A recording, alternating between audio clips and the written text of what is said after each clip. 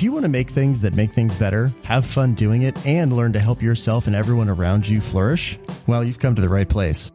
Welcome to Enliven. This is the show where we explore what's possible and the people, the principles, and the practices that are going to help you build enlivening products and enlivening organizations. I'm your host, Andrew Scottsko, and my guest in this episode is Muriel Clauson. Now, the first thing you need to know about Muriel is that she is super passionate about helping people and sees her mission in life as unlocking human potential to help everyone live a radically fulfilling life. That's something that she said to me one of the first times I ever met her, and she lives true to it, and I just love it. Muriel is an entrepreneur. She's a researcher, a speaker, and an advisor to governments and companies worldwide on how to create a better future of work. This is a big topic that's coming up all over the place. Her work has been featured in publications such as The Wall Street Journal, Fast Company, and Forbes. She speaks on the future of work globally with organizations including the World Bank, Singularity University, China's SAI Task Force for Innovation, the Milken Institute, United States Embassies, the Young Presidents Organization, and on and on and on. You get the idea. Muriel was also named a 2017 Game Changer by Women at the Frontier as an innovator in science and technology. Now, we cover a lot in this episode, largely around the future of work, like how to think about the future of work. What does that issue even mean? How should we think about reskilling, and how should one be adaptive and ready for a changing future? How do we create working relationships that have candor and principles at their core and their foundation? How do we understand and communicate about our needs and our preferences, and in so doing, create fulfilling work environments, and much, much more? I think this is a fascinating conversation with one of my favorite humans, and I think you're really going to enjoy it. So without any further ado, please enjoy this conversation with the one and only Muriel Clauson.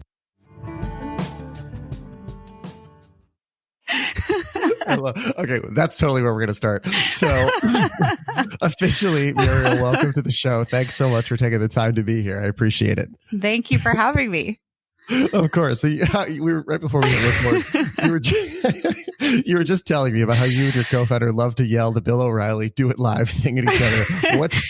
Talk to me about that. What's up with that? Oh, if anyone hasn't seen it, you need to go on YouTube. So Bill O'Reilly, former news anchor, early career. There's a great clip of him trying to film bumper recordings, and he becomes progressively more angry at the teleprompter and ends up just yelling, "We'll do it live," very aggressively. But that has become, anytime things are falling apart around our startup, that has become our joking thing that we shout, "We'll do it live." So, and Andrew and I just had to, we were just saying we better just do it live. We were trying to come up with an interesting plan for the conversation. All the stuff is like, nah, screw it. We'll do it live. We're going to do it live. Yes. And my co-founder is, he's from South Korea, and he says that is like the quintessential American clip for him. That Bill O'Reilly shouting, "We'll do it live." Yes. So why? I don't know Why what that says about us. What about that? Like, if you asked him, what about that makes it like quintessentially American for him? I think it's how he's, doing the surface acting. He goes back into character, and then he's like so angry again, and just this emotion and big energy. I think that's a stereotype we carry. Yeah. Have you seen? But this is really well. It's actually kind of related. Have you seen the new documentary on Netflix called American Factory? I haven't. I need to see that. I'm very bad at watching television. No, I'm the same thing. I was just joking with somebody the other day how like media illiterate I am, especially when it comes to TV and movies. I'm just always months behind at the best. Yeah, and it's not something I'm proud of even. It's more that I just forget that that's an option, and I'm like, what should I do right now? And it just never comes up in the list of things to do. I don't know. You know what? That's probably I'm going to say writ large, that's probably a good pattern in your life.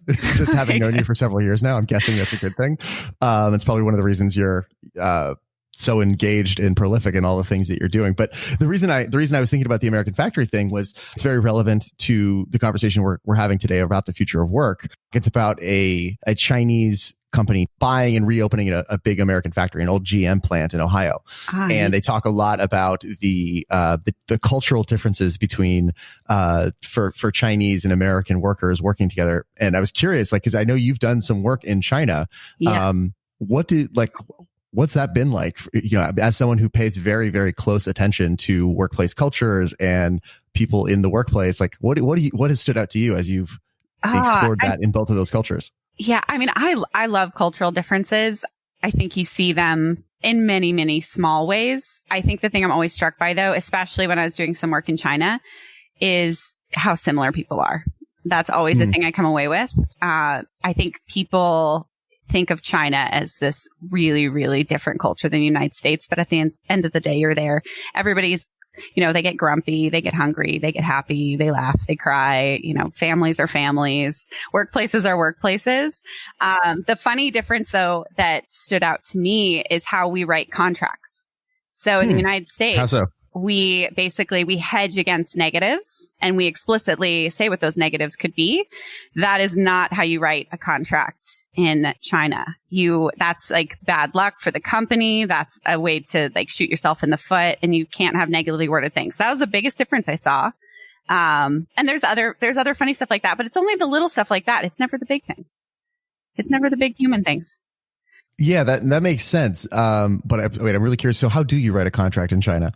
With a lot of nuance. I'm glad I'm not a lawyer. I'm guessing that takes an entire team of lawyers from both cultures. Yeah, it's just a different way of even thinking about it, it's fun. It's fun to think about. I don't know. But yeah, we really hedge against negatives in our culture. It's interesting. We're very comfortable with that. The Culture Map by Erin Meyer? I haven't. Should I read it? I think you'd be very interested in it for a lot of reasons, including the China thing we were just discussing, but also given that you have a lot of interest in workplace cultures, and as we'll spend a lot of time talking about, like how people work together well and make that a great experience for everybody. But basically, the reason I think you might be interested in that book is I think she's a professor at, and I always say this wrong, is it INSEAD in Paris? Is that right? Oh, sure. Yeah. Close enough. Yeah, sure. We'll go with that. We'll go with that. I always screw up how you say that, but it's a very well-known business school in France. And she did this study and wrote a book about it, about how different cultural factors, like the implicit things that are sort of below the surface, affect working cross-culturally. So things like power distance, how direct feedback is, high versus low context communication. So basically how implicit versus explicit is the communication. Do people directly, are they confrontational in an explicit way or an overt way, or is it, avoiding, or do people avoid confrontation? Like all sorts of things like that.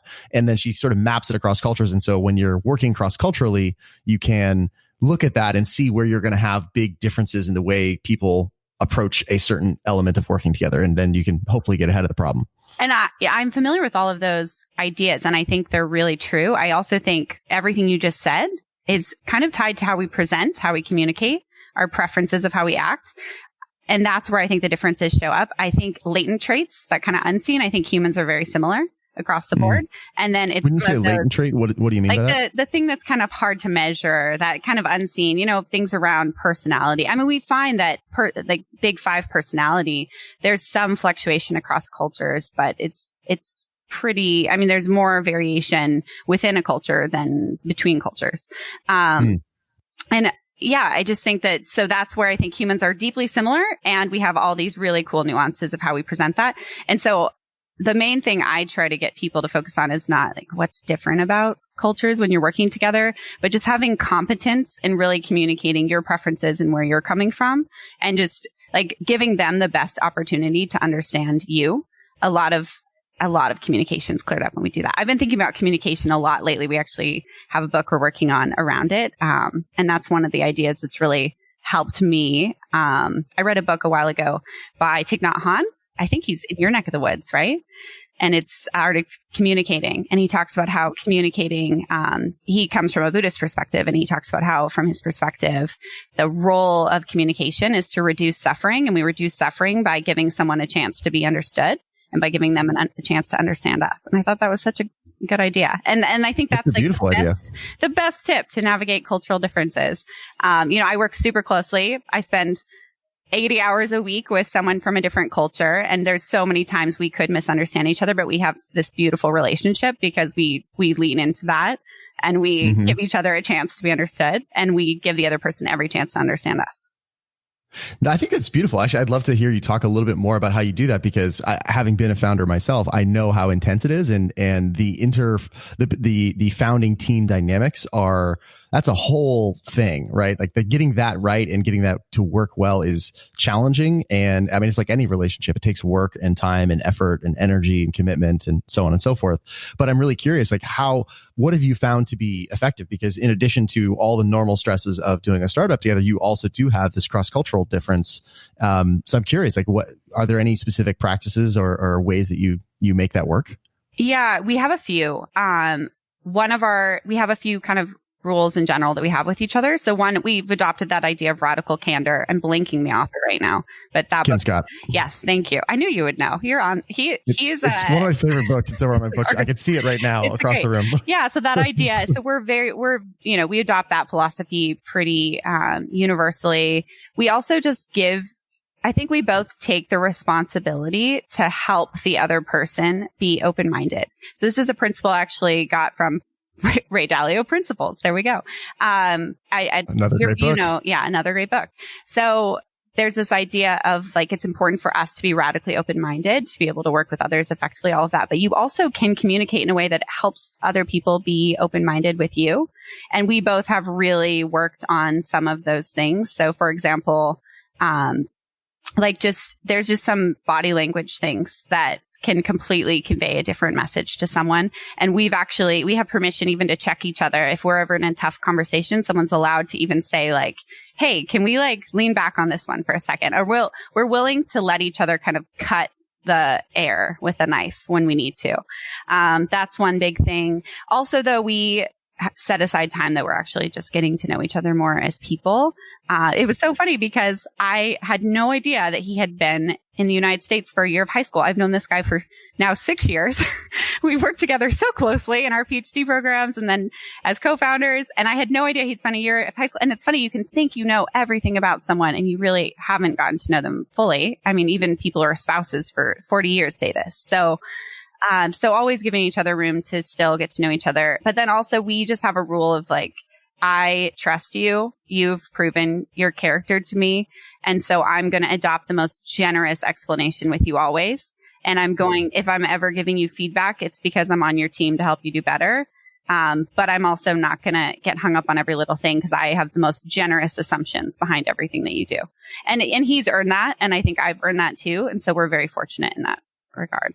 No, I love everything you just said. And one of the reasons I'm leaning into this so much is you're actually doing what so many people talk about doing. And that's why I'm like, oh, wow, I want to hear about how you are actually doing this. So I want to actually dig in a little bit more. Just I think it's interesting. Because this is honestly, these topics have come up throughout this podcast and these are recurring themes. And so I want to, here's a new opportunity for myself and for the listener to learn from someone doing it. So I want to seize that opportunity. Yeah. So I'm really curious, how did you, I think where a lot of this stuff seems like it falls down, and I'm curious if you agree with this, and please disagree if you don't, is setting it up, like creating the agreements, creating the structures so that you can actually have this dynamic seems where a lot of people fall down. Like once you're up and going, like you know how to do this now, you've got a rhythm together. That's wonderful. But how did you get there? Oh, yeah. No, the biggest problem people make in every relationship is we wait until we have problems to try to do like the right things. And it's so funny. We lean back and rely on magic. And then suddenly we go, oh, this isn't working. Now I'm going to try all these best practices when we're already deep in a problem. And that's just, you can get out of that, but that's just so much more challenging. So we are explicit and proactive with everything. So did you like you had a conversation even before you were, right when you were starting? What was that conversation? So we talked about what was important to both of us. We even made room for both people to share, like, what are your concerns about working with me? Where are the areas you could see this going wrong? Like, what are you excited about working together? But sure. I think it just required both of us, first of all, to check our egos at the door and be like, the goal is that we both have this great relationship and we build an incredible company together. So how do we get there? But yeah, we had really tough conversations. Also, I try to really manage expectations around the things that I know are weaknesses for me. Young Jay and I are both the kind of people we're always trying to grow and learn, but we're also who we are. And so I'm just explicit with managing those expectations. And that was a big thing too, kind of being like, here's where I'm probably going to be a little hard to work with sometimes. And I'm giving you permission to check me on those things. but I also need you to know that's going to be something that's maybe there. For me, I have actually there's just a difference with how my brain works that I've had my whole life, where I get hyper focused on things. Mm-hmm. So I actually worked with someone when I was a kid to learn to not do it too much, but I will get hyper focused, and I'm not always the most fun person to collaborate with when I'm in hyper focus. It's a great skill and I'm trying to get a lot of stuff done, but it's not great always for a teammate. So I'm just very clear with him on that. I own that. That doesn't make me a horrible person to work with. That's just a reality. And I think it makes me a great person to work with if I can own that and like give someone permission to work with that effectively. And everybody has their things. So I think, and that's something that will come up in any conversation you have with me on the future work too. I think we are in the dark ages of knowing ourselves and having self-awareness. I think it's such a luxury that only few people get to have real self-insight. And I hope that we start to give that to more people. I see even things like cognitive behavioral therapy apps that are purely just therapy focused, not work focused. I consider those future work products because I think one of the biggest challenges in our workplace is just people not knowing how to be good to each other, while working towards a goal. And so it's so important in the future work, but I'm getting ahead of myself with that. But, no, I love it. And it's actually a good transition point. And I want to use that. Actually, we'll start to switch gears and dive into the future work here. But, you brought up something that I think I agree with you, is extremely important, which is the idea of self-awareness, right? And what a gift it is to have the opportunity to really, one of my foundational beliefs, or my thesis behind a lot of this is that what work is for is that work is a place we go. It's a platform to develop and express who we are in service of something greater than ourselves. And part of that is knowing and learning who we are. And then, from that truth, going and building things that are useful to not only ourselves, but others in the world. And so the self-awareness piece is foundational to it. And so one of the things that's always, you and I have been friends for like 4 years now. And one of the things that I can think back to when we first met, even then, that stood out to me about you was your level of self-awareness. Like, you have an extraordinary degree of self-awareness. And I'm really curious. I remember when I was doing some research, getting ready for this conversation, I remember once you told me I think we were going for a walk in Venice by the beach, and we were having this really deep conversation, and you told me something that I never forgot, which is that your mission in life was to help people unlock potential and help people lead radically fulfilling lives. And you have such a level of clarity about that I admire it tremendously, and I love it. And what I didn't know that came up in my research was that you, I think, wrote that down when you were 12. Yes. And so it's not necessarily how I would word it today. I just decided to be loyal to that part of myself and stick with it. But yeah, I from a very young age, I had parents who were very intentional about having us think about our purpose and what we really wanted to do with our lives and who we are. And I had the kind of parents even that, they let us make our own choices to the extent that I made some probably pretty bad choices in high school from just like a maturity perspective about major life decisions. But they let me make those choices. And so I think I had such a extreme level of forming that early on that it was always important to me. And it felt so incredible to me every time I got to learn something, that helped me understand myself better from a strengths perspective, from a weaknesses perspective, or from what I care about. And that I saw a lot of people around me, who didn't see this big vision for their lives. And it seemed like it was because they just didn't have, I don't know if it's that they didn't have role models around them or that they just didn't see how they could fit into a bigger picture. There's an organization that, here in Chicago where I'm based now, that basically just takes people out of what we refer to here as the South Side. That's where there's a lot of crime here in Chicago. And they just basically bring these kids downtown just to see what it's like to see people going to work and everything. And even that experience can so radically shift something for these kids. And I just thought, like, what if we just could see a vision of what our life could be? Like, what if just more people just could see themselves doing something? What if they could see themselves being happy? What if they could see themselves being kind?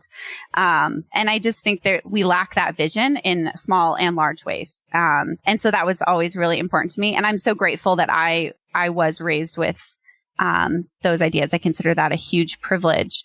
And I don't think it's the only way to be, but it's something I thought that a lot of people could benefit from.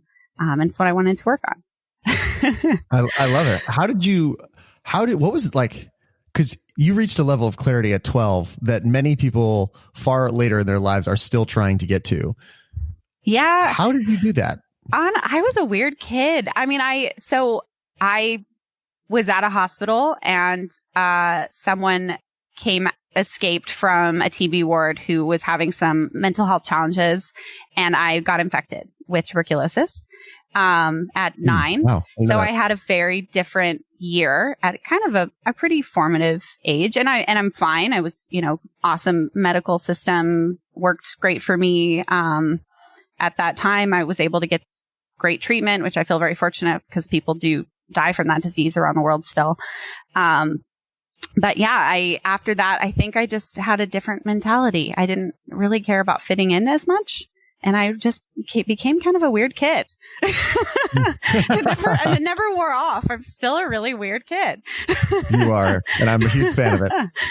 Yeah, but I think those things can, anything that gets you out of your, and that's the same idea I was just talking about, anything that kind of breaks whatever cycle you're in. Because I think I cared a lot about, like soccer and glitter and, like dolphins and, the usual stuff. And dolphins? All those things are great. But I cared about like things you'd find in coloring books. And then suddenly I found myself like thinking about things a little differently. And I think it's just because I was forced out of the fun routine I was in before. It was a good routine. There's nothing wrong with it, but I was forced out of that routine. We've hinted about one of the main topics we're going to cover here, which is the future of work. So for someone who's not familiar with that term, how would you explain that in layman's terms, Muriel? What is the future of work and why should someone listening to this care? So I like to section it off into a few different things because I think that's part of why it's hard to define, because work is such a big word. So I think there's the future of the workforce, which is, I think, what people were initially focused on. That is like, how is labor actually changing over time? What supply and demand around labor is, what's that picture going to look like? What kind of job opportunities are going to exist? How do we mitigate risks around that? I think that's where the future of work conversation started. So I think that's still where a lot of people's minds go, but that's future of the workforce to me. I think there's this new kind of branch, which is the future of kind of the experience of working. So that could be anything from like, how do we help people work together more effectively? That can be anything around just how do we make work a more positive thing in people's lives, just inherently like the act of doing it. That can also be how do we get people working on things that are meaningful for what our world needs. And then I also think there's this whole other camp that I'm more and more interested in all the time with it, which is just like, it's kind of just a future of human, like the human experience and like how do we make this as rich as possible for people? And we can align that with ROI. I mean, my company, we are doing something that I believe is really, really important for the human experience, but it still is actually meeting a business need in society. So it's a sustainable thing that we can do. So it's not like it has to be just a fluffy thing, but I think there's this new piece of the future of work where there's some exciting stuff happening around, like how do we actually make that human experience richer for more people? How do we give people access to dignity and meaning in their lives? So we got the future of the workforce, the future of the work experience, and then even more broadly, the future of the human experience. Those are the buckets I like to think in. What does it all mean? What's my definition? You want a unifying definition? If you got one, go for it. I don't know if I do. I'll try. I'll always try. Let's see. I mean, I think when I say future of work, I mean, like, what's the vision of the human experience we want to create around something that's really integral to our lives, work. Mm-hmm. Yep. I'm not a definition person. You know that. That's true. I do know that. I'd rather swim around in an abstract sea of ideas. Let's do that instead. We'll just wade in the tides of these ideas. Yeah. But I mean, it goes back to that core idea of, the twin pillars of a meaningful life are meaningful work and meaningful relationships. And, it's like, this is a huge, huge part of our lives. what are some of the misconceptions that people have about this idea? Because there's so many articles and videos and people in the news and whatever about, the future of work and robots are going to take our jobs and et cetera, et cetera. And I know you have seen all of that. So what are those big misconceptions, and how would you suggest that someone think about that instead? Yeah, I think some of the misconceptions are around just where technology is today, for one. I think there's been a very sensationalized narrative talking about a lot of technologies, and I think it's left people in the dark. What Bina Amanith, who you should absolutely have on this podcast, and anyone who's hearing this, listen to that episode because she's awesome. She left. Sorry, who is it? What's her name? Bina Amanith. So she's been in CTO roles at a lot of large tech companies. She left HP recently to start an organization called Humans for AI. So I get to be on the board there, which is a wonderful experience. It's such a cool organization. But her focus is, how do we create a common language around these technologies so that people can actually jump in?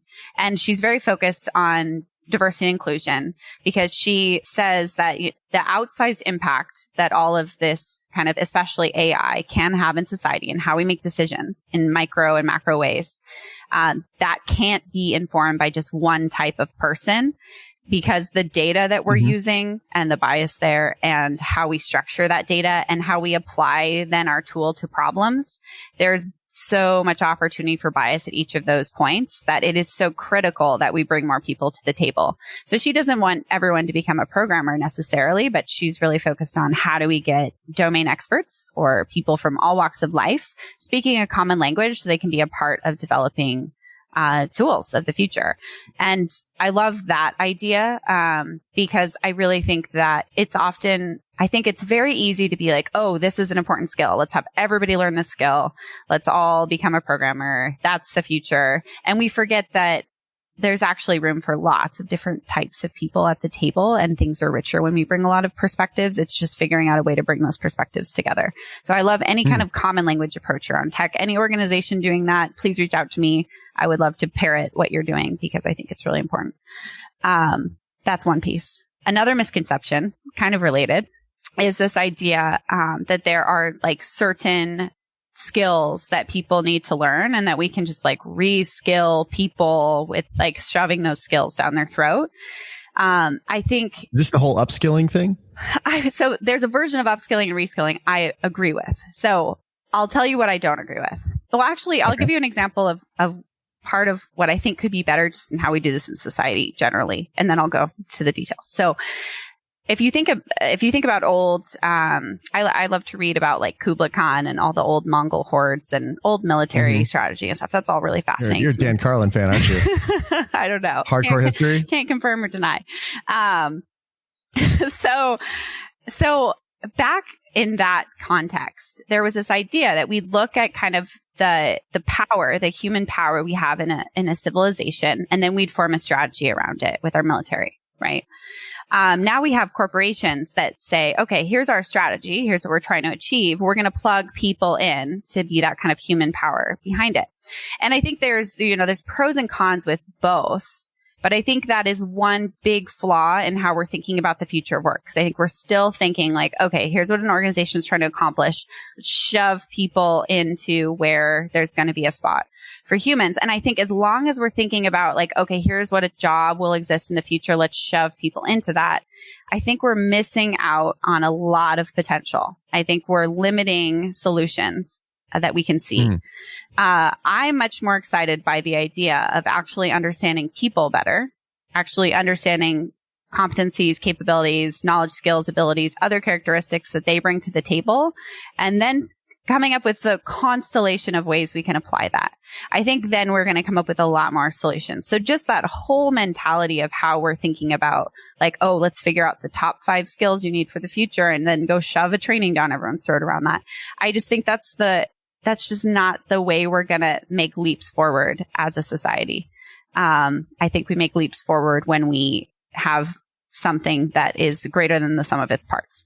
So that's a big shift that is important to me. Another one, though, is that the misconception, I think, is that people are only caring about economics. I think UBI is part of the solution at some point. I think there will be a stage that something like that will become. UBI meaning universal basic income? Yes. Something like that, I think some level of that will be a part of society at some point. I don't think that if let's say we live in a world where jobs go away, I don't think that would solve all of our problems. I think there are absolutely things that work serves in our lives outside of just making money. And so I hope that more people are focusing on not just a job for money, but actually like the human experience and some of the identity that goes along with that.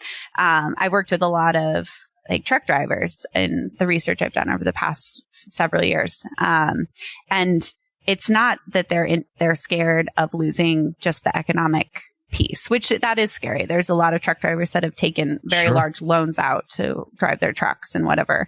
And so that's a real threat. But there's also this, my dad was a truck driver. I love being a truck driver. It's a big part of my identity. It's who I am.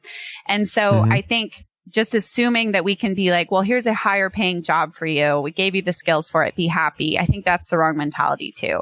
I think we have to get a lot more creative with how we're helping people see how their identity fits into the future. And that's why if you see any kind of insecurity research, which I've done a lot of focus on job insecurity, it's always that we just don't see how our identity fits into the future picture. That's what makes us insecure in relationships. That's what makes us. Could you give me an example of that? So let's say that I am at a company.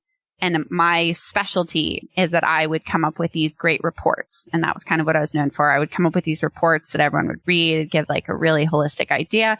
Let's say they just promoted this hotshot manager guy and he's like, well, we've got to be agile and fast. We're not going to do reports anymore. That's going to make me feel insecure in my job because that was my thing. That was my identity here. And now I'm not seeing how that fits in the future. That's a simple example. But then we see that and we see that all the time in workplaces. That's a huge problem. And that's when we actually see people starting to disengage, which I think we miss the mark on engagement because we forget how much engagement is just people seeing a future somewhere that they can identify with. And that's a whole broader discussion that I hope we get to have. That's actually tell me more about that, because that's a fascinating definition of engagement that I've never heard before. Well, it's not so much my definition. It's that I'm not so interested in measuring attitudes around engagement if we're not also focused on how do we drive more engagement. I think there are several pieces to driving engagement, but the one most overlooked that I think we can actually make a material difference around, and this is really what my company focuses on, is how do we help people see from a personal identity level, how they fit into the future at their job, or at their company or in the world or whatever. Because at the end of the day, even if your coworkers are friendly to you, even if you have a nice boss, even if you have ping pong tables in the break room and really, really good granola when you roll in the morning that's freely available. Like, you are not going to be engaged in your job if you don't personally see how what I offer, my identity, I actually see that fitting into the future of where this is going. I actually can see a path forward for myself. You're just not. Is that another way of saying that you need to be able to see the way that you contribute to this thing uniquely? Yeah. And humans really care about contributing, actually. We're all a little lazy too. We all have our rough edges. But at the end of the day, something very consistent about human behavior is that we're, the scientific word people use is agentic, but we have this like contributing bent to us. We need to enact some change in our environment. That's actually a very core kind of need. And there's different ways to do that. And there's really destructive ways to do that. And there's really healthy ways to do that. But that is something that we see is pretty universal, even in people who we would maybe encapsulate as more passive on a spectrum of passive to assertive.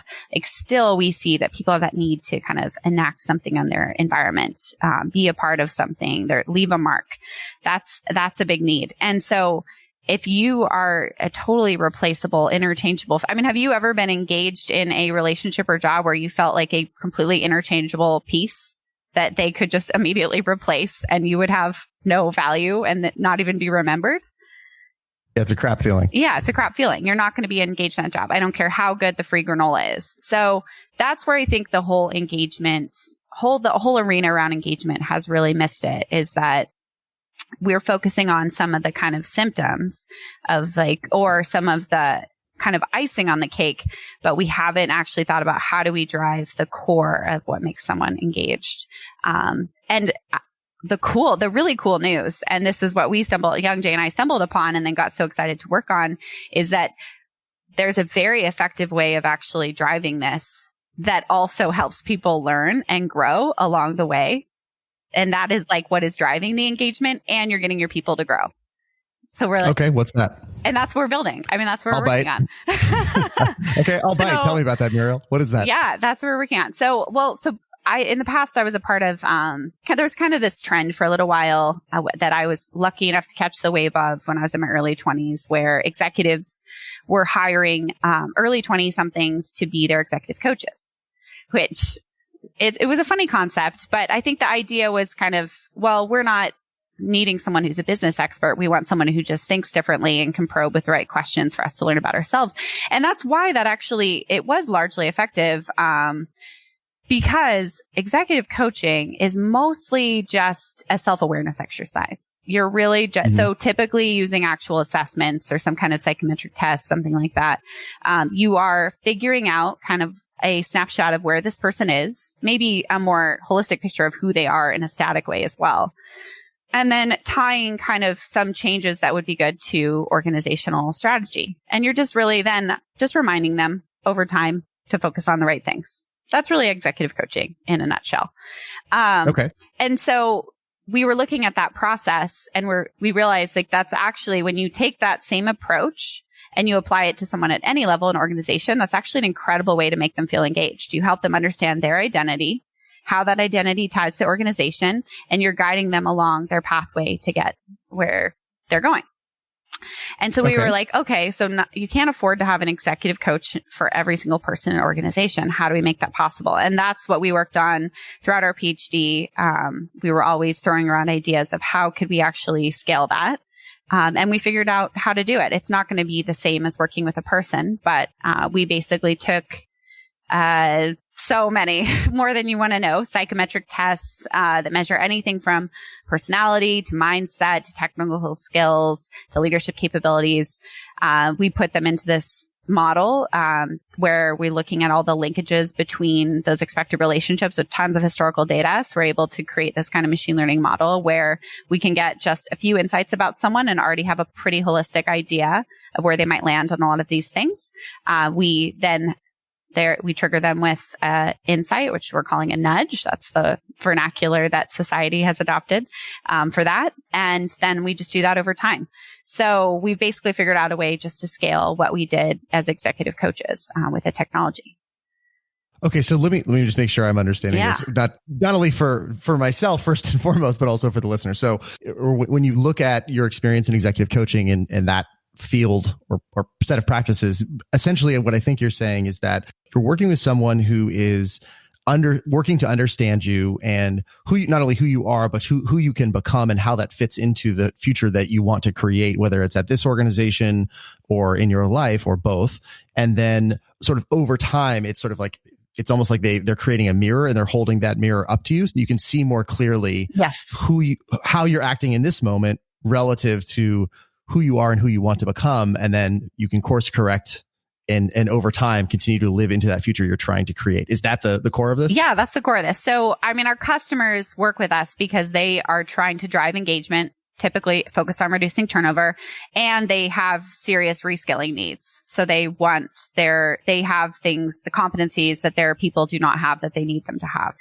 And so beautifully, those two things work really well together in this model, and they work really well if you did traditional executive coaching, but we figured out how to do that. Those two things being which so two? Driving engagement, but also helping people learn the skills and competencies they need to over time. Because one-off trainings are great for motivation. They're not great for actually sustaining behavioral change.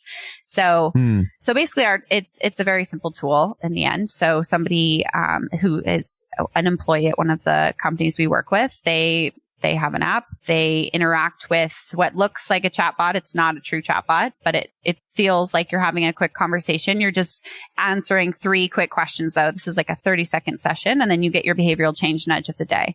You can also see your full reports about across all of these different things we're measuring For you, one thing that we ethically really, really cared about with our company is that people insights means the people actually get those insights about themselves, not just that the company gets people insights. So people get all the insights on themselves, which we think is a missed opportunity in other platforms, because that's actually a great way to drive behavioral change, is someone seeing themselves more clearly. And then the company is actually able to kind of manage the reskilling program through this system. So they're able to input content that they need people to be learning. They're able to actually see where the skills gaps are in the organization across heat maps. So it's pretty robust on the customer side, but on the user side, it's very simple, and it's based on simple executive coaching. You learn a little bit about yourself through a nudge. It's a reminder, and then you do that over time, and you're shaping your behavior. So just to clarify one term, or two terms, you use the terms reskilling and upskilling. Yeah. Are they the same, or what is the difference? So technically, reskilling would be like, we need you to have a different skill set. We're going to train you to have a different skill set. Upskilling is like, we need you to have more advanced skills in an arena where you're already working. They are used. So it's sort of about whether you have an existing competency or not, and if you're further developing an existing competency, that's upskilling, right? And if it's like you just need a whole new one, that's reskilling. Yeah, except for now, and that's how those words started when everyone was first doing research in the space. That's how it was. That distinction was made. Now no one makes a distinction, and people just throw both words around, and it pretty much just means we want you to learn new things. Yeah. Gotcha. And I'm not a huge fan of either of those words. I think you should have a podcast contest of who can come up with the best word that's not reskilling or upskilling for what's How about happening. Just learning? Yeah, that one would be good. I think learning, though, then people feel like it gets conflated with other things. But you're probably right. We should probably just call it learning. I want to just try to understand a little bit more about how it works. So someone at one of these companies comes in, they open their app, they do some sort of onboarding process of whatever length. And so that is helping you sort of have cooked up or cooked together a bunch of these psychometric assessments. And then from that, you're sort of building, I think we talked about this at dinner that one time, about like you're building basically a graph of their skills, their strengths relative to what the organization. I think it's like you take a test and you're building a skills graph of what they've got relative to what the organization thinks it needs, and the future competencies for the kind of the path they're on in the organization. And then presumably you are using the strongest signals in the data you've got to infer the other things they need. Yeah. Is that how this works? That is almost spot on. Yeah. So definitely the last part. So we basically take signal, the database. So first, let me just back up. So psychometric tests all have a structure behind them, kind of an architecture, where normally we have like a trait we're predicting, and then we have kind of facets of that trait. So let's say we're interested in your personality, then we maybe would have the big five. So like openness would be one of the facets. Then there's really quick, a psychometric test, for someone who doesn't know that term, is what? It's a test to measure something unseen, something latent about a person. So that could be like every personality test, any personality test, any IQ test, any kind of general mental ability test, any spatial reasoning test, any leadership competency test, any 360 you've ever done. Those would all be psychometric tests. And I've spent way too much time with psychometric tests over the years, so sorry for not clarifying that. So let's say we're trying to predict personality. That would be our trait we're interested in. And then the second tier, we'd look at maybe openness as one of the facets if we're doing big five personality, 5-factor model, which is kind of the one that everyone knows. Within openness, though, there's other sub-facets, which would be things like how intellectual you are, or how fantasy oriented you are, things like that. So anyway, there's that architecture, there's that tiered architecture behind every test. So basically what we did is we took a lot of historical data across over like 52 psychometric tests in our initial catalog. And we basically measured all of the relationships across all of these data points in this historical data. And we're able to create this model, which has all of those tests, that architecture linked together using network analytic data modeling. So we have basically this massive constellation of what you could be across all of this catalog. So then when you've built like a meta assessment where from any entry point, you can almost predict how they would read out on a different assessment. Yes. And so now if I took happens, like the strengths finder, you could like sorry, I'm just trying to make sure I really make this concrete. So if for example, if what I just said is true, it'd be like, I take the Big Five assessment, right? And so you can see I have a certain score on openness and a variant of, or sorry, in your word, a facet of openness, like the intellectual openness, which I'm definitely high on. And then given your sort of underlying network of these across all these assessments, you could then, I assume, predict how I would score on a different assessment and sort of integrate all these things together into one holistic nudge system. Yeah. So, and that's really the value of what we offer. So somebody doesn't have to sit down and take an hour-long test to learn about one of these things. Instead, every time we're learning about you, every time you interact with our tool, we sharpen what we know, but it only takes 3 data points for us to give you a behavioral change nudge. And it's a learning tool. Over time, we're learning more about you. You're learning more from this tool. It sharpens and it gets better, but we're right away getting to help develop people. So this has been really useful when we've tested this with like medical groups where doctors don't take time to go do leadership development trainings, for example, but that's something that's become really important in that industry. And so this is perfect. It's literally a 2-minute segment where you're very quickly giving a little bit of insight about yourself, and then you're getting your nudge. And that nudge is always triggered by what we see as the most important thing for you to focus on. Sometimes that's going to be weighted by an organizational objective. Some of our customers choose to go that way. Others choose to let it be free form and focus just on the most important competencies, because we've actually rank ordered what is important from a future perspective in terms of general competencies someone could have. So it's a fun tool. It's very simple though in what it feels like, but there's a lot going on behind the scenes with the data. I'm imagining some of the brainstorming sessions you and Caben have had about this, because I can see the overlaps right here. Oh yeah. Yeah. We were definitely raised by the same parents, you can tell. Yeah. So my brother, for anyone listening, my brother is also a founder of a company. It's an anonymous opinion platform called True Public. They collect more insights on Gen Z than any company in the world right now. They do some really interesting stuff, but they basically made responding to, I guess, what are kind of polls, like entertaining by sharing insights back with people. So check it out. There's my plug for my brother. Yeah, there you go. Actually, it is a fun app. Caben and I had a really fun jam session about it like a year ago. I should actually get him on the show now that I think of it. That would be way too much fun. You can't have that much fun. Oh, I think I can. I think I should.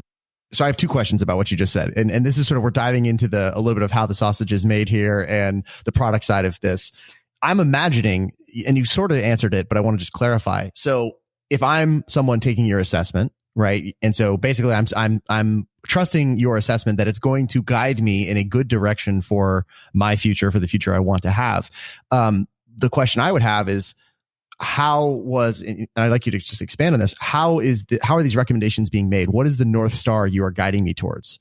And how do I know it's a North Star I'm going to be happy about? Yeah. So we're using established measures in our catalog, at least for the first 52, components, which would last you like over a year of usership. If you just went through our standard plan. There's a lot that we can tinker and change within that. And there's a lot that a company could also insert into our catalog that our system can hold and take you through. So either what you're being brought through is kind of what we've identified are these are well-established models that are tied to important outcomes that are good for people. These are things that are helpful to know, or they are something where there's no necessarily right or wrong answer. We're balancing, which is a big part of what we do with executive coaching. And so that's kind of a model we've replicated. The other side, though, is anything that your organization inputs. We know that for you to be successful in that organization, this is helping you get there, but within the context of who you are. That's something that's important to us, is that there's not one version of leadership, but we're going to figure out like what's the piece that's kind of really important in your organizational context that you do need to get ahead, which people care about that from a practical perspective. Sure. It becomes a lot more organizational driven when we get into the technical skill component that comes in. We always start though first with mindset, second with some core personality, because that also helps us. We actually change how we even nudge your behavior based upon what we learn about your personality, because we know how to reach different personalities better. So it's very personalized.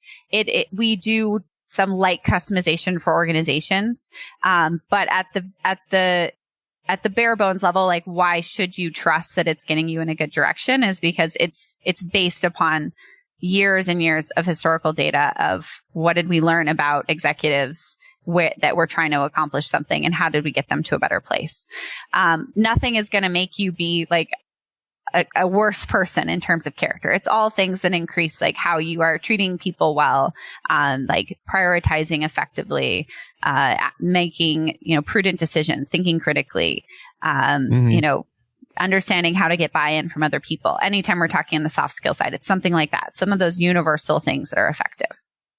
Yeah, because I've heard you say elsewhere that, I think you said soft skills are the power skills of the future. Yes, absolutely. And it seems like that's a lot of where the non-technical side of this is pointed, are those power skills, those very human skills that are, they can be developed and they are critical to the future of work is what I think you're saying. Oh yeah. And actually I would even feel comfortable with this product not having any technical skills included. I would still say that is a great reskilling tool because I'm not convinced there is some set skill set that people need at all. I have not seen any research that convinces me of that.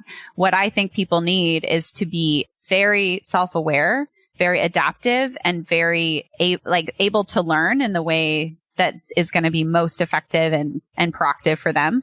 I think they need those power skills, those soft skills so that they're ready for anything. So I'm more interested in how do we get an entire cohort in a company future ready than I'm interested in teaching people how to public speak or how to program. Yeah, it sounds like what you're really it's translating into some of the language I use on this show.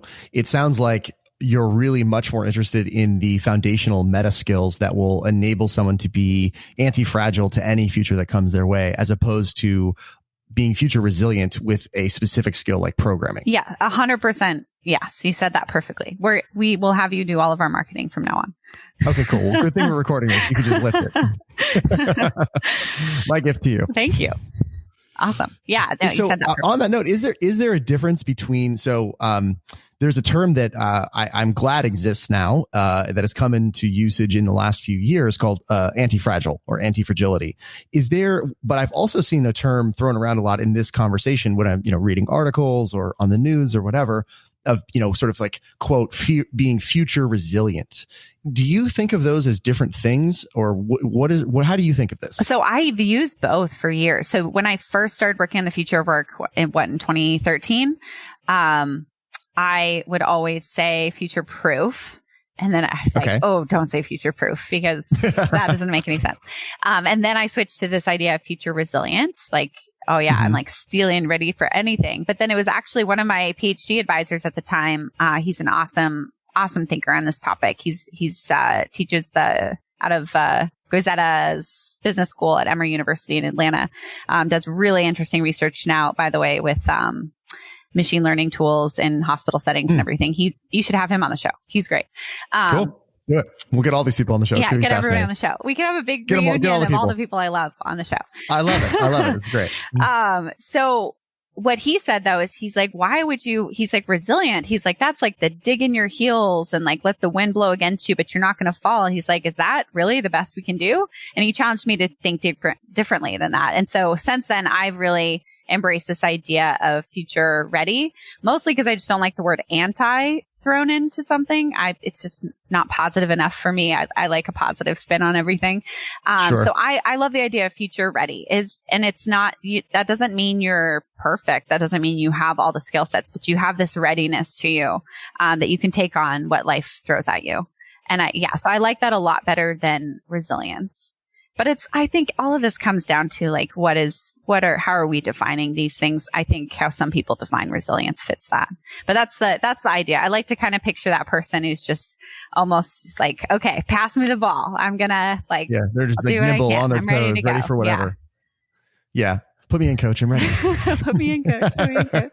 Exactly. Yeah. Well, I love that idea of like the way it was explained to me, at least the way I have it framed in my head is the idea of resiliency versus anti-fragility, and fair point about, the idea of anti-fragile being maybe we need a better term for that. But, the way it was explained to me was that anything that is resilient is still defined by its breaking point. So it can be really, really strong, but it still has this breaking point where there is a point beyond which you push it that it snaps.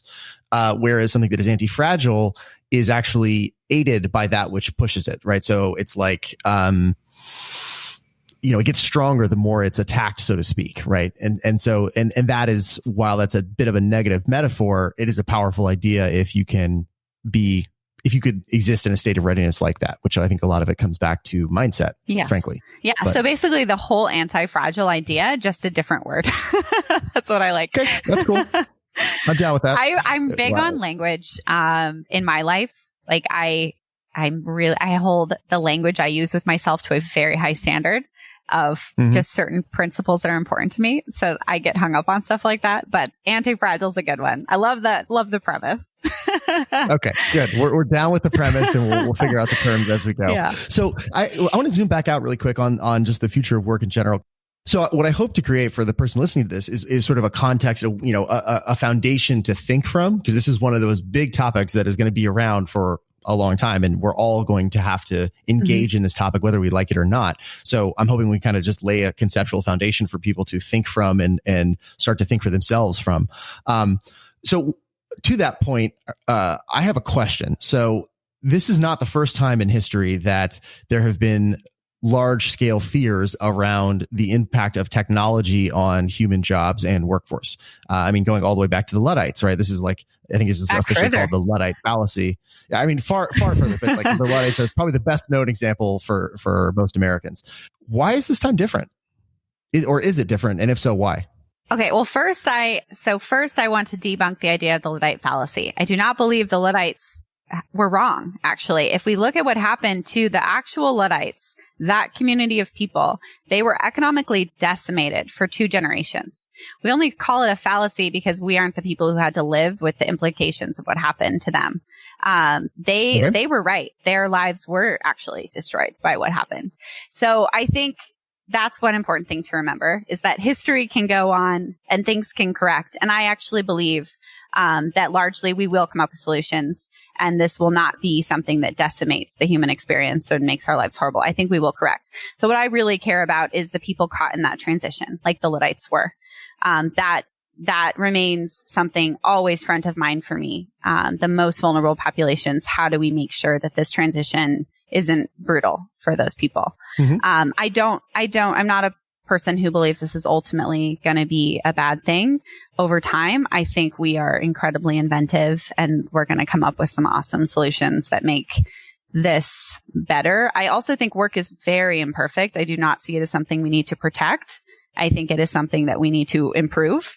And so I think shifts like this can be very positive if we seize that opportunity. Very good point, especially about the Luddites not being wrong. That's my soapbox I always stand on, because everyone talks, oh yeah, those silly Luddites, but they weren't so silly. They were right for their own lives. That's true. Yeah. They were. So the question is then, there's a lot of people, and in a much broader swath of the workforce than the Luddites, there's a lot of people who have similar concerns today. And when they look at artificial intelligence, they look at how it's changing things. Is this time different? And if so, why? I think it's faster. So I think that is different. Humans are great with change. We're not great with rapid change. People always say humans are bad with change, but it's not true. We're just not good at rapidly changing. We typically have a period of dissonance, accepting change. So I think the pace is probably the number one thing that concerns me. But I still think that there's so much we can do within that. And I think that some of the very things that will cause some of the problems the sticky problems we have to solve, I think can also be tools for some really great solutions to make work better.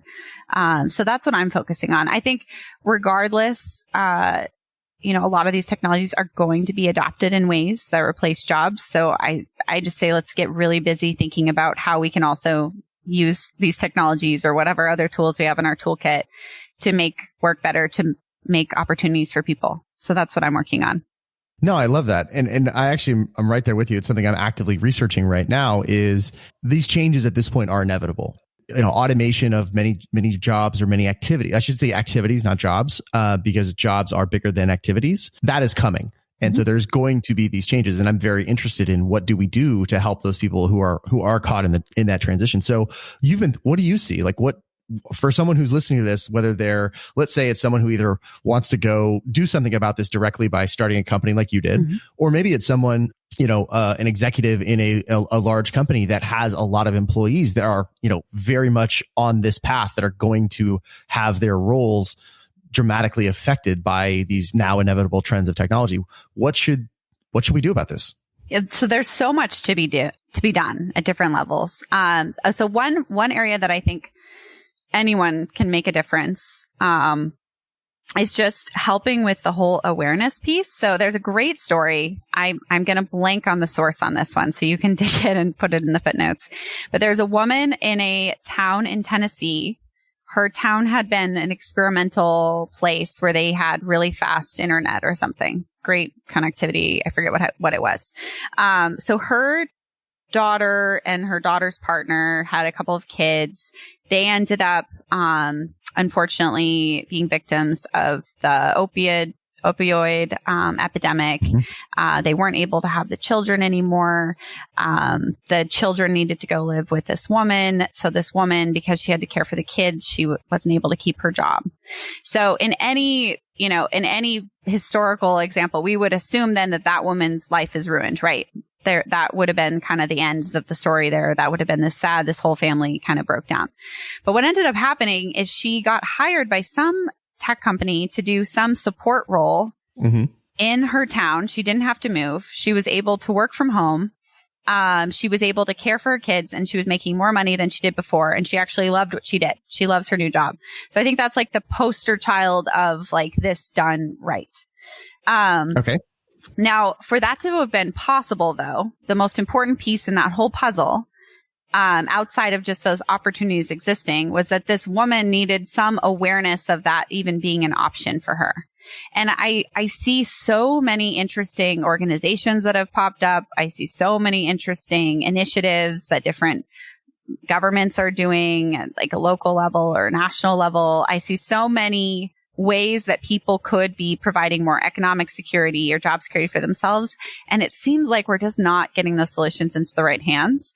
So one thing I just encourage people to do is just be people who are just vigilantly looking for opportunities and connecting people with those. I was riding in an Uber the other day, and this woman starts telling me about her dream and what she wanted to do. And I had just seen this thing in Chicago about grants for women of color who were starting small businesses, and I got her connected with it, and she has funding, and now she's starting a company. Like there's things great. Like that can happen if we're keeping our eyes open. And I think there's so much that we can be doing instead of just talking about the problem all the time. Like look at how you can connect people with information. Now, I think there's better tools we can have that do that on a macro level. But one thing I'm just committed to is just being aware of all of those opportunities out there for people and telling people about them. That's a big thing. Anytime someone's done something interesting, I think a big problem in kind of any impact space is just helping get the word out. So that's one piece. That's just simple. If I was somebody in a massive kind of leadership level, I think there is a piece that has to be policy for navigating this, and there's a piece that I think are just practical solutions. I think we're kidding ourselves if we think we'll get through a massive transition like what's coming without some kind of safety net for people who are most impacted. I think we can do our best efforts at reskilling. I think there is going to need to be something. So that's one piece. It's a less optimistic piece. But I think that there's lots of examples of things like that working. And I think we'll navigate that okay. But I think it's good that no matter what people's political leanings are, I think it's good that the term UBI came up in this election cycle, just so people start to be familiar with those kind of ideas. Because I do think something like that is coming in the future. And I don't even necessarily think it'll be from a political party that we would expect. I think it's just something that's going to be a pretty universally agreed upon idea at some point. Outside of that, though, if you're just practically managing people and leading people, I think the more that you actually get to know the DNA of who your people are and what they can offer, the more solutions you will find. So that's something I've worked with a lot of like government leaders and executives of companies. And it's amazing how much we look at just like what we're trying to accomplish, and we're not looking at who the people are. And it's because it's hard. And so anytime I'm working with people that manage teams, I've been challenging them, like, do you actually really know your people? Like everything that they could bring to the table? Have you tried to actually capture that and think about how that could be tied to opportunities in your company? And I even have this model that I have people who lead teams do. It's, I don't know if you're familiar. It's really boring stuff, but like job analysis, work analysis. Have you heard of that? I've only heard it mentioned. That's all I know. So it is this old school method. So in 1952, something like that, 1954, there was a method that the U.S. Army started doing, which was basically trying to sort people into occupations within the military. So they were trying to figure out like, okay, well, what are the knowledge, skills, abilities, other characteristics that I need to be effective in this role? And they came up with this kind of taxonomy of like a role and all the things you would need to be great in that role. And then they started slotting people into those positions. And that was the first time really that we saw something like that outside of the imperial court in China, many thousands, or a few thousand years, a couple thousand years before did that too. But not a couple thousand, 1,000 years before. But anyway. So it was the exam that anyone could take if they wanted to enter the government, right? And then if you could pass the test, which was brutally hard, it didn't matter where you came from, you were in. So it wasn't necessarily a test, actually. It was a way of cataloging work opportunities. So basically what they have done since then now is all labor data in the world is still structured in that same way. It's still a catalog of, there's these like occupational categories, there's jobs within that, there's tasks you can do, there's knowledge, skills, abilities, other characteristics. And that's how we think about jobs. And so when we're writing job descriptions, even when we're hiring people in companies, when we're thinking about job requirements, it still is all very reflective of that model that we're just kind of slotting people into our catalog. So one thing that I've been working on for a long time and been very passionate about is how do we actually flip that model on its head and think instead about, if I have this skill, what's the wide constellation of opportunities that would open up to me? And so that's a whole different way of structuring data from like a workforce perspective. So instead of just having taxonomies of data, we have ontologies, which means it's interconnected. We see the linkages between anything. So from a government... Okay, wait, hold on. Push pause for a second. What's the difference between a taxonomy and an ontology? So a taxonomy is like a catalog. So think species of animals. So we'd be like, cats, big cats, tigers. Okay. You get like the tiers there? It's like a tiered catalog. Yes. If we have an ontology, it's... All tigers are big cats, but not all big cats are tigers. I mean, I don't know. I'm not honestly an expert on tigers, so I feel like you're going to have to bring someone else on for that. I'll ask a biologist friend. Let's move on. So, but then on the other end of the spectrum is we could have something like an ontology, which is where we're seeing kind of what we call nodes. So that's like so that could be like a tiger. And then we have edges between nodes. So that could be like the strength of the relationship. So we'd have like a tiger and then we'd have like a house cat and we'd see like how strongly related they were. So that's and then it ends up looking like a big constellation or spider web. You've seen network analytic databases. That's what I'm this is graph theory. Yes, there we go. So those are the two different ways we could think about structuring data. I'm trying to get people to switch to ontology. That was my soapbox for years. I worked with a lot of governments to do that. I have a tool actually that's a finalist for a grant. If I get it, I'm going to make the tool that I developed actually open source to anyone to use. Cool. But is it the skills map thing you worked on? Yes, it is. Yeah. So say more about that. Yeah. So, okay. So whether we're talking about a team in an organization or or the entire workforce in Chile, I think we are so much better prepared to help people see new job opportunities if their job goes away, or to see more opportunities within an organization if they're insecure about their future there. If we, instead of just thinking about jobs and the requirements for jobs, we have an interconnected view of what are all of the ways I can apply a skill. So what this tool basically does is it follows this very boring process of, oh, wow, I just realized now how far away I jumped from what I was saying in the beginning. So back to job and work analysis. That's how boring it is. I can't even get through talking about it. But it's a useful tool. So job analysis, though, is basically a way that we go through a job and actually capture at a very nuanced level what are all the components in this job: knowledge, skills, abilities, other characteristics, KSAOs. I've said that so many times on this podcast. That's the world I live in, is KSAOs. And so that, just to make that concrete for people, that's like, let's do an example of that. So let's imagine someone who the job is a computer programmer, right? Can you take that example and just give us a simple version of it? What are the K, S, A, and O's for, say, a programmer? So knowledge, you're right. Knowledge is something that it's like information that you learn, which is, I think, going to be the least interesting part of our KSAOs as we move forward with technology. Skills is like something that you learn how to do. And so maybe knowledge would be like, okay, I know that if I balance like fat with acid when I'm cooking, that it's going to taste better. Skill would be like actually getting a feel for how to do that and practically cook something. Ability would be something more innate. So like, oh, well, I just have a really good sense of taste. Like I always have. I'm really able to just get a feel for what people are going to like. And then other characteristics could be that you also, you also happen to have kind of a quirky look to you. So you're like perfect for a celebrity chef. Like you just have that quirky look that just kind of fits. That doesn't really necessarily directly fit, but it like helps you be successful there. So when we're thinking about any kind of task or job, we're generally drawing upon those 4 things and a long list of those 4 things. Within a person. So you can kind of, there's almost a taxonomy at play here of you have these KSAOs at the bottom level that then roll up, you sample from knowledge and skills and abilities and so forth, and to compose a task basically. Right. And then you have, or a task or an activity, and then you have just basically this portfolio of these KSAOs, I guess. And at the end of the day, you end up calling that giant portfolio a job, with air quotes around it. Is that fair? That's fair. And so instead of actually structuring the data, so it's the same data that we're getting. It's the same KSAO data. Instead of structuring that in the catalog where that's at like the bottom and that's like where we get our details, but we have a job above it and we don't look at KSAOs between jobs. We're just interested in them within jobs. Instead, now we're saying, well, let's make that the focus of this entire database and let's look at all the connections across all of these KSAOs and then how that could relate to a task opportunity or a job opportunity. It's just a different way of capturing the same idea, but it materially changes how we can think about a work transition.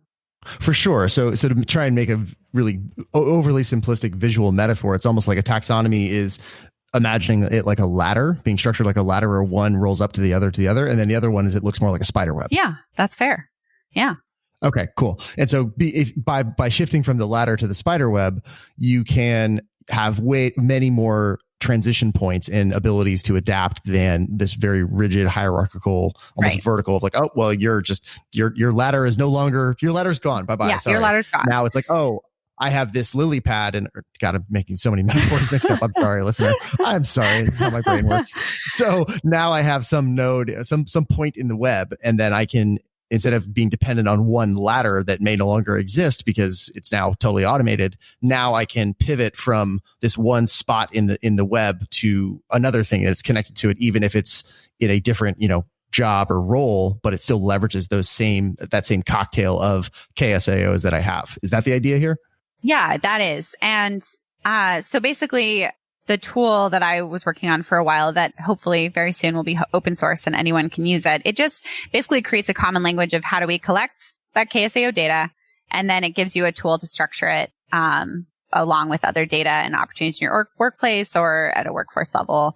And so that was really important to me to do because I saw so many incredible entrepreneurs or people with not-for-profits or people doing government initiatives that everything they were trying to do was more difficult because of how labor data was structured. So a lot of the tools in this space, they rely upon labor data, and labor data is just not structured for that kind of proactive shifting idea that is behind a lot of solutions people have in the future work. So I basically just thought is like, people are not going to build as good of tools to solve this problem until somebody fixes this. So that's what I worked on for a long time throughout grad school. It was really fun. It's a horrible way to try to make money, but it's something the world needs. So open source tool soon, hopefully. It's finalist for a grant. We'll see what happens. All right. Fingers crossed. Fingers crossed. I love that. So, and I think, as I'm listening to you, I'm thinking about this issue a lot right now. In capitalism, there is a pattern that is predictable, which is that industrialization or commodification, which automation is a force driving, unlocks new higher order systems. Meaning, if you have automation, which is this, this trend, this force now that is driving many roles, the activities that make up many roles today. I'm trying to use the right terms here. So there are many activities that largely compose jobs today that are going to be automated. So they're going to become effectively commodities that are no longer worth having a human do, because you can have a machine do it for far cheaper, more reliably, et cetera, et cetera. That's the scary bit, right? That scares people's identity and sense of where they are and what they can bring to the world. The underlying climactic pattern in capitalism, though, is that type of thing now unlocks new higher order systems, that like now you can do new things because of that you couldn't do before. And so it seems like really what there is helping people navigate the transition from that lower order work they were doing to the new higher order work that is now on the menu, because the thing they used to spend their time doing, they don't have to do anymore. Right. And that's honestly, I think most future work companies are navigation companies. Like that's what we're working on in different domains. And you even see a lot of future work companies using words like the GPS of work in their marketing and stuff. And I think that makes sense. Like my company, for example, we're mostly interested in just how do we help people just see what they need to be learning? Like how do we help people just see the direction they need to be going? Like that's a navigation process as well. And even though we're more focused on like the tangible, like how do we actually get people engaged in their jobs today? But even if we're thinking about long-term tools that are focused more on like long-term labor shifts, I think that's the same thing they're doing. I also think one big piece and one area, if anyone's listening and they want to start a future work company, I think something that's missing is not like places to learn or like information to learn. It's actually connecting people with the right information. Like I think we've seen that having endless access to information has not made us smarter. There's some sense making that needs to happen. There's some constraints around that of figuring out like what's actually the best use of my time right now. So I think there's a lot more we need to do around just pure learning and helping people focus on what learning makes the most sense for them. I think that relates to kind of the story with the woman who ended up with that job that allowed her to take care of her grandkids. I think that there's so much that people could be doing for themselves that actually would be positive for them. But it's just how do we connect people with that? How do we help people make sense of where to go and what's right for them and what's the next best step? One thing you definitely don't want to do if you are a coal miner whose job just got disrupted, the last thing you want to do is invest time and money in learning something if it's not even going to be a good opportunity for you. So that's a paralyzing situation to find yourself in, especially if everyone in your community was a coal miner, your parents were coal miners. Like you don't know what you're supposed to be doing. Of course not. Like it's scary. And so the more resources we have that do navigate people, I think that's going to help a lot with the transition. One question that I wanted to ask you is the question that where this came from in a conversation was, what is it that actually makes an experience, but particularly a work experience, engaging, meaningful, exciting, right? A lot of the things that the show focuses on. And I've heard a lot of different takes on this, and there's many, many models out there, right? You've got self-determination theory, you've got Rosabeth Moss Kanter's work, you've got, the autonomy, mastery, purpose stuff. There's a lot, there's kind of some general agreement around the underlying psychological needs that need to be fulfilled. I'm going to use the abbreviation RAMP, which I'm stealing blatantly from 15.5, which is relatedness, autonomy, mastery, and purpose. Check out their stuff. It's really good. I'll link to it in the show notes. But popping up a level in terms of actual, putting that into action and what do you actually focus on? The model that we've been playing with is what we've been loosely calling the ARM model. Like you have an ARM and an ARM. And so basically the A is activities, R is relationships, and M is mission or meaning. I love that. And so the idea being that the things that make a work experience fulfilling are first and foremost, what are you doing all day? The activities you're doing, and do you enjoy them? Can you get into flow in them? Are they things you want to do all day, basically? Secondly is, who are you spending your time with, and what is that environment like? So that's sort of relationships of your coworkers, as well as culture, the cultural environment you're doing it in. And then the third one is sort of where's this all going, right? Which is sort of the meaning, the mission. If we're successful, do I feel good about that? So that's a super simplistic model that I've been playing with. And I'm just curious, like, as an actual expert who knows what's up, not me, what do you think about that? And how would you modify that? I think I remember you sharing that with me when we had dinner recently at that very good restaurant. Should I give the... Oh, yeah. That was a good restaurant. What was the place again? Duck, Duck, Goat. For anyone in Chicago, drop by Duck, Duck, Goat. There you go. Super yummy. Super yummy. Very good Chinese food. Yes. And lots of vegetarian options, despite the name, for all the veg heads. True. We did not. Yeah, we ate veggie that night. It was very good. Okay. Anyways, back to this. So I love the model. I think it's actually, I love how simple it is. And I actually think there's a lot of truth to it. The piece that I think I'm obsessed with right now, I would put as a foundational piece beneath that, which is just self-insight. And that has become my obsession lately, because every time I look at models of how to get people engaged at work, models of how to get people to learn, models of how to help people navigate change, models to make people future ready, I keep coming back to, you first have to have some level of self-awareness, some self-insight, some ability to create a concept of yourself, an identity. Everyone, like, we all are the protagonist in our own story. And I think we really forget that when we're trying to make people engaged at work, or when we're trying to help people feel fulfilled at work. I think we really forget that people are their own protagonists. And so I would put that under that. And then I love the model. No, this is great. I love this. So let's take a couple minutes and actually do we're going to put me in the hot seat for a second. Oh. We're going to turn the tables here, because this is always interesting and fun. And this will also make it concrete for the listener. And plus, I'm just curious, so we're going to do it anyway. So I am going through this process right now where, like you said, underneath all of this is sort of self-insight. And I think, like a lot of people, I've had the good fortune to have access to a lot of tools, assessments, mechanisms, whatever you want to call it, for self-insight, right? So psychometric tests, things like that. And I'll tell you, the place I'm at right now is I have this giant pile of data, ostensibly useful information about myself, and I have no idea what to do with all of it. Yeah. And so I'm literally looking at a note on the other side of my screen right here where I'm trying to compile all this stuff and synthesize it into something useful. And I'm like, I'll tell you some of the things that are in here. There's the VIA character strength test. There's the DISC assessment, the Kolbe assessment, Strengths Finder, strength-based leadership, Big Five personality, the imperative purpose tool, Spark type, Enneagram, genius habit. Like, there's all this stuff, right? Like, I've got like 15 of these things. So, and I know, because I've had other people talk to me about this, that I'm not the only person who's crazy in this way.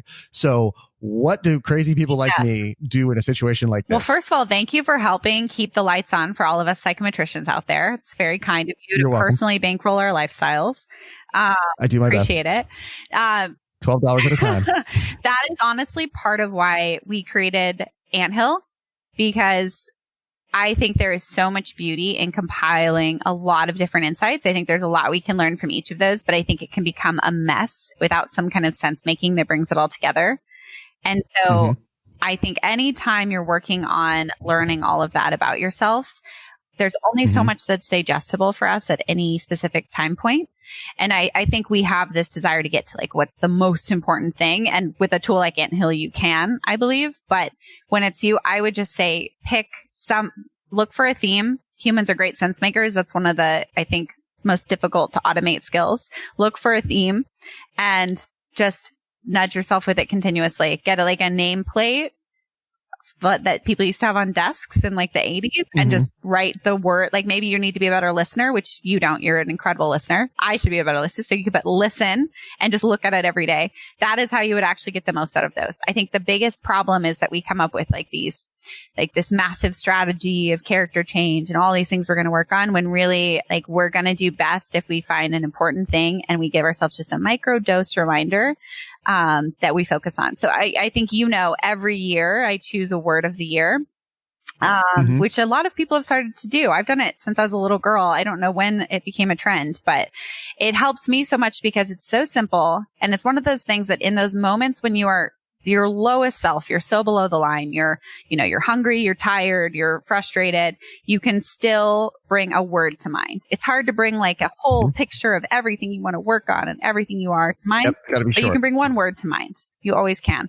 And so that's what I try to always encourage people who are like you, one of those self-improvement ninjas who's focused on everything, is just try to synthesize it down to one thing.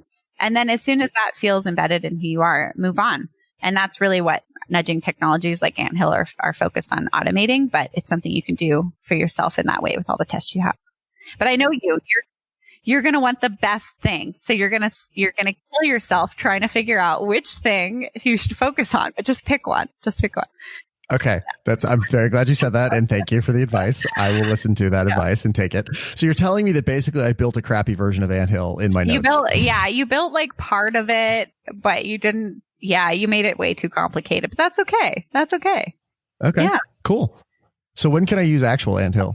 We might throw a bone your way. We're working only with companies right now. But we would like to have a user-facing version out eventually. So I'll keep you posted. Well, I'm a nerd for this stuff. So if you want a beta user person, I'll let you run some tests. Why not?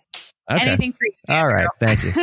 Oh, you're the best. You're too kind. Okay. So, I'm glad we covered that. Thank you. Cause I've been not only making myself crazy with this, but also for some reason, a lot of people I know are in a similar place right now. And this has just been coming up a lot lately where people are bringing up these questions and they're saying like, what do I do with this information? Right. I have too much information going to sense making. Like you're talking about, like I have the Colby and the Strengths Finder and the this and the that. And like, I don't know what to do with all of it. So it sounds like the takeaway is boil it down, pick one thing at a time, work on that and keep, stick consistently with that one thing until it's normal for you and then pick another one. Or use Anthill. Either way. Or use Anthill. I mean, hey, as soon as it's available, I think the people who are interested in this topic are going to use it. I will use it. There we go. Yeah, it's been such a fun thing to work on just because I'm like you. I also really enjoy these. And it's most personality types are very drawn to something that helps them learn about themselves. That's very rewarding for us. There's a healthy level of narcissism that we all have. And so I think it can be really fun to learn about yourself. And I think the more that we look at it as like, I'm on this fun journey, I'm running this experiment on how to be a better person, like, and just take a little of the pressure off and be like, if there's just one thing I'm focusing on, that's a lot. Like, think like life is long, like give yourself a little bit of a break and just give yourself one thing. You can't do it all in a day. Very good advice for people like me to hear. So thank you. Here's a different question. And this is one that also came up as I was talking to people in my life, getting ready for this conversation over the last few weeks. We have so many problems in the world, right? And we're perhaps more aware of the problems that we have than we ever have before. Thank you, to media and the internet and communications technology. So maybe we have just as many problems, maybe we have new problems, whatever, but it's in all of our faces. And the question is, why ought someone work on this issue, like the future of work, relative to so many of the other pressing problems, like, for example, the climate crisis or, the food system or diversity, pick your thing here. Oh, okay. I feel really passionate about this actually. So as someone who has spent years measuring individual differences on so many metrics, I can assure you that there is someone out there for every problem. There is someone that's going to be fired up about every problem and like voraciously trying to solve it if they're living their best life. So I would not worry about any shoulds. I would actually do the thing that fires you up. Trust me, there are lots of different people out there. We are not all Andrew Scotsko, sadly. And so thank God. Like pick the thing that you actually are going to identify with. If we don't identify with something, as I've said this whole podcast, we are not engaged with it. We do not need a bunch of climate scientists who aren't excited to be climate scientists. That's not going to help. So I think practically if you're raising children, if you are mentoring someone, if you are closely connected with anyone's development as a friend, a partner, whatever, encourage that person to be fully themselves as much as possible. Push everyone in the direction of their own true north and then get busy doing the thing you're actually excited about. I think that's wonderful advice. How do you when you advise people about that, how do you advise that they go about that? Because there's a lot of advice about how to, quote, find your purpose, find your true north, find your whatever you want to call it. How have you done it, and how have you seen that be effective when you've advised people? It's a process. One of the rules I have a group of young female scientists that I've mentored for a while, and a lot of times they'd come to me and they would say like, okay, I'm thinking about quitting my job. I'm not fulfilled. And I would always ask them like, oh, what's the bigger yes? Like, what's your big yes that you're going toward? And they'd be like, no, I just don't like my job. And I'd be like, oh, so what's the thing that you're going to do now? And they'd be like, no, I just don't like my job. And I totally think there's a time and place to quit a job. I've done it. I get that, our mental health is paramount and you've got to protect that at all costs. But I think sometimes we get so trapped in this idea of like focusing on what we're not liking in a situation. And then we have this ambiguous fantasy that we're heading toward, where instead I really encourage people when they're in painful situations to actually sit in that and see what is a contrast to that. I actually think some of our best times of figuring out what we care about is in seasons that are a little painful. And I think that too often in this discussion, we are encouraging people to run away from pain. And I will tell you in my life, all of the best things that have ever happened in terms of clarity for me or direction for me have come out of a lot of pain and a lot of stuckness. And I think we need to embrace that a little bit more than we do. But also protect your mental health in the process is my caveat there. So until you have a bigger yes, I actually encourage people to sit in the discomfort. I think it's an incredible motivator. I think it's very hard to go from good to amazing. I think it's a lot easier to go from painful to amazing. And so that's what I mostly encourage. I think. Is that just because of like the relative difference is bigger? Like going from something that's terrible to something that's good feels amazing? I mean, I just think of principles of human motivation. We're difficult creatures to motivate. We get very comfortable very easily. And typically we're not actually motivated to go after something great. We're just motivated to relieve pain. Yeah. So I just think it's a better place to come from, finding your purpose. That's why I think some of the people I am most inspired by have had the most difficult backgrounds. I mean, people who have been abused. One person I really admire what they've done. You'd never know it getting to know them. They were trafficked as a child. People who grew up in poverty, people who have come from countries where you would never expect them to have access to the kind of education they were able to get for themselves. I mean, I think we see that overcoming a lot because of that principle of motivation. This is such a fascinating thing. And it reminds me of some of the conversations that you and I had and that also went on in the larger group when you and I were both fellows at Singularity U together a couple of years back. And one of the questions that I remember came up that I don't think ever really a clear answer emerged, but I'm curious if you have an updated take. As you said, many people have had to overcome some tremendous difficulties and challenges in their life. And we find that very inspiring, right? They've had to overcome trafficking or lack of education or opportunity or, whatever the case may be. And that is inspiring. And also, there's a lot of difficulty there and you wish that people didn't have to do that. But for people who haven't, ironically, for people who haven't had that challenge, sometimes it seems like they are the most lacking in directionality, in a sense of purpose, because they haven't had that thing that happened to them that they had to overcome and that gave them that sense of meaning. For people like that, what have you seen to be effective in terms of them tapping into this sense? Yeah, it gets back to something we talked about earlier, which I encourage them to break a routine. I think a lot of times, so you can have kind of your mirror neurons work pretty well. We can experience something through someone else's experience. And I think exposing yourself to more things. I think the people who have it the toughest in life from a psychological perspective are the people who had a really easy, cushy life and they've only ever hung out with people just like them.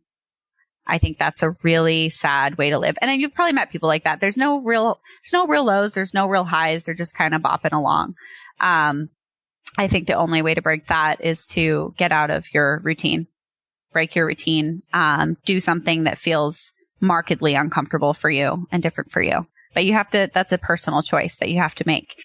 Right. You got to mix it up. Yeah. But we all have we all have things that work for us and things that work against us. We all come with a constellation of advantages and disadvantages, some way more privileged than others. But I would argue that even some of the things that we think of as like, oh, that person should have it figured out. They have every privilege you could possibly have.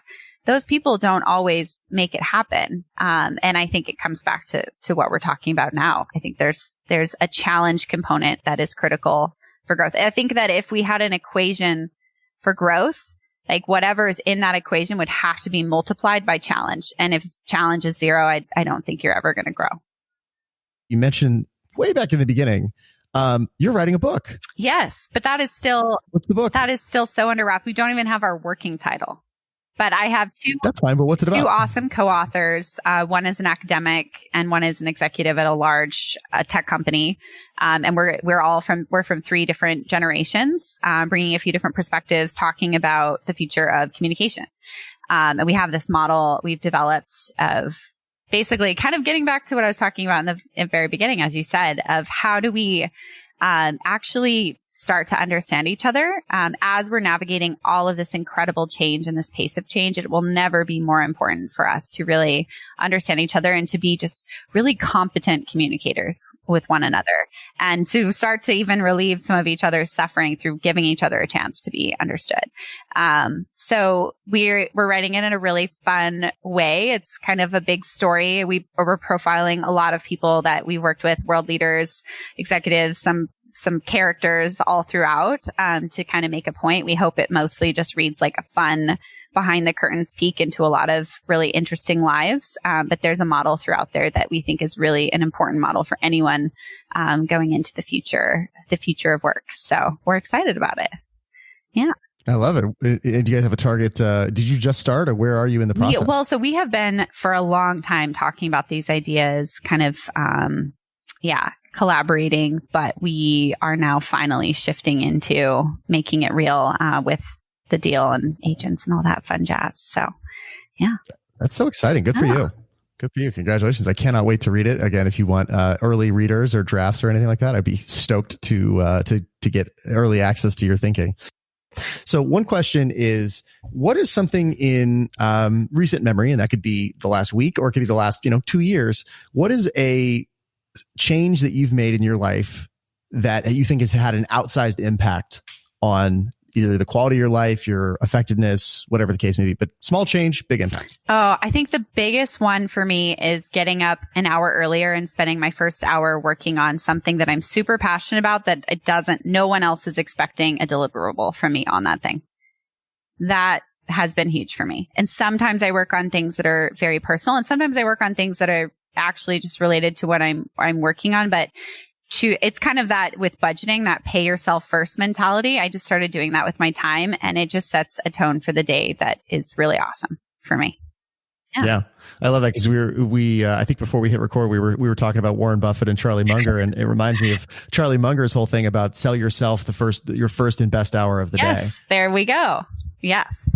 Is that where you got that from? Maybe. I don't know. One of my favorite videos on YouTube is it's a black and white video of Charlie Munger for 40 minutes, just explaining mental models in a totally monotone voice and with no illustrations, just reciting them.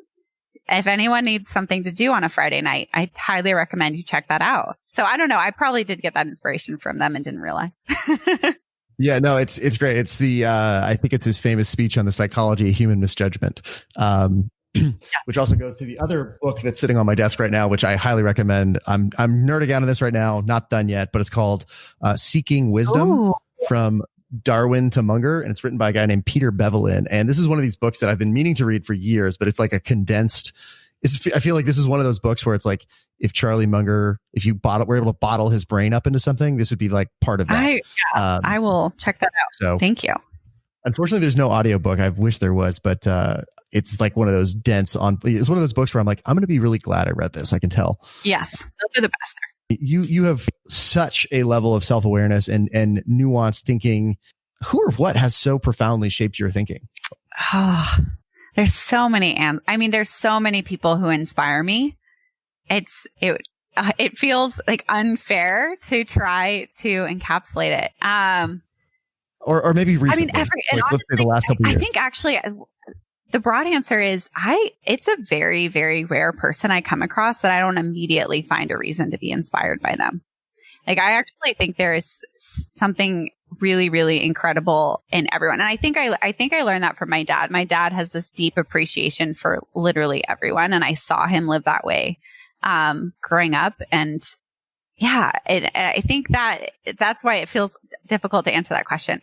Outside's impact recently, I was really, I think, profoundly touched by, I never got to meet her, unfortunately. She passed away last year, by Mary Oliver.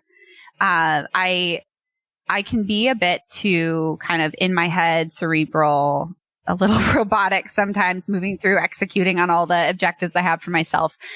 So I intentionally started to insert into my life poetry and even dorky. There we go. Also, even very dorky. Andrew just showed me a mug for anyone hearing my reaction. So I started to be drawn to things like poetry, and even this is the dorkiest thing about me, I started doing needlepoint because I was like, okay, that's totally opposite from being in my head. I'm just working with my hands, stitching something for who knows what reason. And I think Mary Oliver, since I started reading her work, have you ever read anything by Mary Oliver? Oh, I highly recommend. So if you want to read some poetry, I highly recommend Devotions. That's a collection of a lot of her best works. There's one in particular on death that I'm going to send you right when we hang out because it's so beautiful. Okay. Thank you. And then if you want to read some of her essays, her book Upstream, I really, really love. There's one essay in there about Emerson, who is one of the giants in my life, who I'm always inspired by, Ralph Waldo Emerson. You have to be an incredible writer to write about Emerson because Emerson was such a good writer. But that essay that she wrote on Emerson, for some reason, it had such a deep impact on me. Check it out. But I think the reason I love Mary Oliver is that she has given me more of an appreciation for the little things around me, which I think I lost in I think maybe getting a PhD kind of drove it out of me. Kind of having a lot of work goals drove it out of me, but she's given me this appreciation again for little things and like this layer to life. And I think those are the people that I feel most inspired by. It's not necessarily even people in my field or people who I really respect intellectually. Sometimes it's the people that cause me to pause and think about something totally outside of what feels important to me at the time. I think those are the people I'm most inspired by lately. So that's a really long answer. I love that. Mary Oliver and crew et al. Mary Oliver and her homies. I love it. It's funny. As you were saying that, I was like, wait a minute, this sounds familiar because the third book on my desk is this book. It's called Poetry of Presence. Oh, right on. And it's a book I got at a meditation retreat I went on a few months ago. And one of my favorite teachers there at the retreat gave it to me. And I was like, wow, this sounds so familiar. And I think I did hear a Mary Oliver poem when I was there because she read from this book. And so we're gonna bring some Mary Oliver into this conversation right now. So can I read you a Mary Oliver poem? So it's the poem is called "When I Am Among the Trees" by Mary Oliver, and it's short. So I know this. You know this one? You like this one? I don't think I can recite the whole thing from memory, but probably close. Go ahead. Okay. So it goes, "When I am among the trees, especially the willows and the honey locust, equally the beech, the oaks, and the pines, they give off such hints of gladness. I would almost say that they save me, and daily. I am so distant from the hope of myself, in which I have goodness and discernment, and never hurry through the world, but walk slowly and bow often. Around me, the trees stir in their leaves and call out, 'Stay a while.' The light flows from their branches, and they call again. It's simple, they say, and you too have come into the world to do this, to go easy, to be filled with light, and to shine." Oh, I love that. That's so good. That's so good. It's so good. One of her most famous lines, it's at the end of a poem, quite a beautiful one that you should read, is she says, "Listen, are you breathing just a little and calling it a life?" And I think that is a good future of work poem because I do think that there is a lot right now in workplaces that is breathing just a little and calling it a life. I feel like that is the perfect place to end this conversation. I mean, that's a mic drop moment right there. I tell you to drop the mic, but it's a headset you're wearing. Drop it afterwards. Well, Muriel, thank you so much for this conversation, for sharing yourself, and also for everything you're doing in the world. You're someone who inspires me, and it's been, obviously it's a privilege to have you on the show, and I'm just grateful for you, having you in my life as a friend as well. So thank you, first of all. And where can the listener, if people want to engage with you and your work, where would you send them? Yeah, I would check out anthillai.com. We're going to have a lot more coming up there soon in terms of resources. We just went live recently.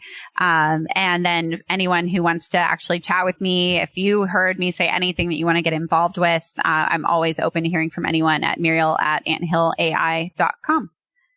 Okay, I love it. And last question, is there any requests you have the listener, or anything you want to leave us with? Please, please, please make understanding yourself and what you really need from life a priority, and learn how to competently communicate that to the people in your life. I think the more people who do that, the better this world will be. That's beautiful. Thank you. All right. Well, Muriel, again, thank you so much. This has been an absolute pleasure, and I'm super excited for what you're doing. Keep it up. Yeah, thank you. It's so much fun to talk to you always. So thanks for having this great show too. Thanks for listening. If you enjoyed this episode, please rate and review us on iTunes. That helps us reach way more people and build this community up. For show notes, links to the resources, and everything else we discussed, please go to enliven.fm. Feel free to reach out with questions, feedback, or just to say hello by emailing connect@enliven.fm. Be sure to subscribe, and until next time, my friends, leave them better than you found them. We'll see you soon.